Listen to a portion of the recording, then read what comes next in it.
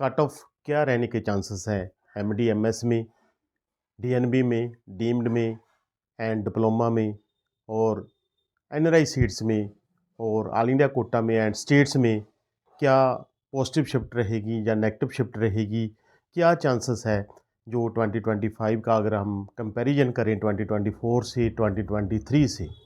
सबसे पहले तो मैं यही कहूँगा कि दिस ईयर जो डीएनबी की सीट्स जैसे 2000 के करीब बढ़ी है, उसके कारण डीएनबी में आपको 10 से 18% का जो पॉजिटिव शिफ्ट देखने को मिलेगा। मोस्टली वो आपको जो फर्स्ट राउंड होगा, जो ऑल इंडिया कोटा का जो डीएनबी का फर्स्ट राउंड होगा, उसमें काफ़ी अपवर्ड मिलेगा। इसलिए मैं सभी स्टूडेंट्स को यही कहता हूँ कि प्रॉपरली चॉइस फिलिंग कीजिए, स्मार्ट बे चॉइस फिलिंग कीजिए, देखिए कहाँ क्या मिल सकता है। इसके बारे में मेरी डीएनबी एंड एमडीएमएस में स्पेशल जो एक्सपेक्टेड कट ऑफ के बारे में वीडियोस है, आप उसे चेक कर सकते हैं। परंतु मैं यही कहूँगा कि मोस्टली जो पॉजिटिव शिफ्ट जो सबसे ज़्यादा पॉजिटिव शिफ्ट आएगी, अगर ऑल इंडिया कोटा में देखें तो आपको वो डीएनबी ब्रांच में देखने को मिलेगी। इसलिए आप जो भी हॉस्पिटल्स हैं डीएनबी के, उसे प्रॉपर वे चूज़ कीजिए। उनका जो एक सिमेट्री मेंटेन कीजिए भी क्या-क्या सिमेट्री में मैंने जो जो हॉस्पिटल्स हैं वो ऐड करने हैं। इसके अलावा जो एमडी-एमएस में अगर देखें तो सीट है जो 2337 जो सीट बढ़नी थी, वो नहीं बढ़ी और स्लाइटली सीट बढ़ी है, बहुत कम सीट बढ़ी है। उससे कारण जो इसमें जो पॉजिटिव शिफ्ट ज़रूर आएगी, परंतु बहुत कम पॉजिटिव शिफ्ट में देखने को मिलेगी। इसलिए जो राउंड 2025 का जो राउंड 1 होगा, जो 2024 का जो राउंड 1 था, जहाँ 2023 का जो राउंड 1 था, उसके कंपैरेटिवली ही इसका जो क्लोजिंग रैंक मोस्टली रहेगा। उसके बारे में भी मेरी एक सेपरेट वीडियो है, वो जो आप चेक कर सकते हैं। और इसके अलावा जो डीम्ड में जैसे कि लास्ट ईयर जो फर्स्ट राउंड था डीम्ड में, उसमें काफ़ी अच्छी पॉजिटिव शिफ्ट देखने को मिली थी, परंतु जो सेकंड राउंड था उसमें नेगेटिव शिफ्ट आई थी। इसलिए इस बात का ज़रूर ध्यान रखना कि जो डीम्ड सीट्स होती है उसमें कई बार ऐसा ज़रूर हो जाता है कि जो फर्स्ट राउंड ही काफ़ी अच्छा जो पॉजिटिव शिफ्ट देता है, उसके बाद वो सेकंड राउंड नहीं देता। उसके कारण स्टूडेंट्स को काफ़ी ज़्यादा निराशा का सामना करना पड़ता है। कुछ कॉलेज की जैसे फ़ीस बढ़ी है, जैसे कि हम करें तुमकर की जो फ़ीस बढ़ी है, बहुत ज़्यादा बढ़ी है, उसमें चेंजेस आएगी एंड अदर कॉलेज भी जो 2 से 5 लैक्स पर ईयर जो सीट फ़ीस बढ़ी है, उनमें भी चेंजेस देखने को मिलेगी। उसी तरह जो एनआरआई कोटे की जो फ़ीस बढ़ी है, उनमें भी चेंजेस देखने को मिलेगी।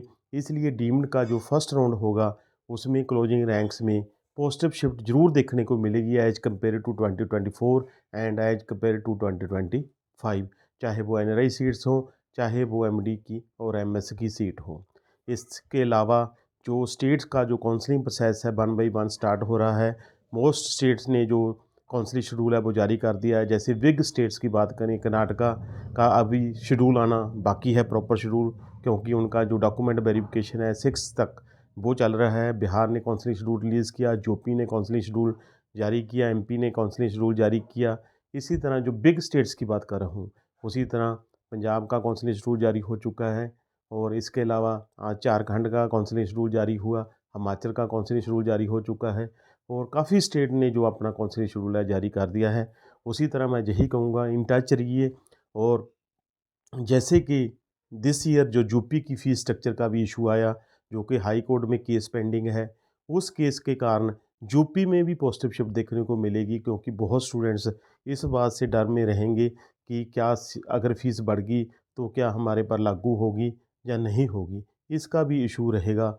जिस तरह यूपी के जो एसएमएसआर जो नोएडा का कॉलेज है, जिसमें जैन मिनोरिटी का भी डर है, उस कॉलेज में भी जो कट ऑफ में अंतर आएगा, क्योंकि जैसे एमबीबीएस में उन्हें स्टूडेंट से एफिडेविट लिया, हो सकता है वो एमडी में भी एफिडेविट लें। इस करके वो उस कॉलेज की जो कट ऑफ है उस पर भी चेंजेस आएगी।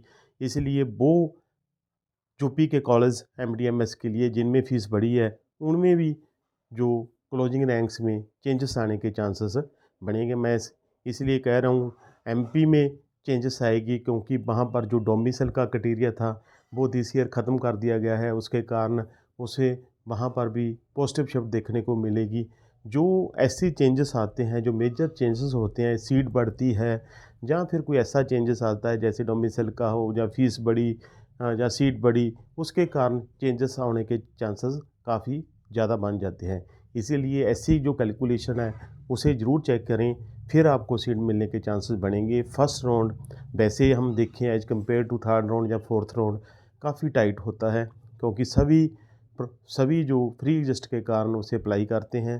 परंतु एक बात का ध्यान रखना, आप फर्स्ट राउंड को लाइटली ना लो, ऐसे कॉलेज ना फिल करो जो आपने नहीं लेने। इसके साथ आप किसी का सीट भी जो किसी ने कैंडिडेट को मिलना था वो भी आप ख़राब कर रहे हैं। उसके अलावा हो सकता है कि आप स्टे वैकेंसी राउंड में भी ना जा सकें जो उस अलॉटमेंट के कारण।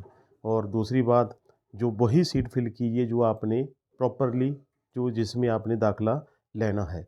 इसलिए मैं सभी स्टूडेंट्स को यही कहूँगा कि जो चॉइस फिलिंग के रूल है अच्छी तरह रीड कीजिए, क्या वो आपको कोई प्रॉब्लम तो नहीं क्रिएट करेंगे राउंड 3 में या राउंड 4 में, इस बात का ज़रूर ध्यान रखना।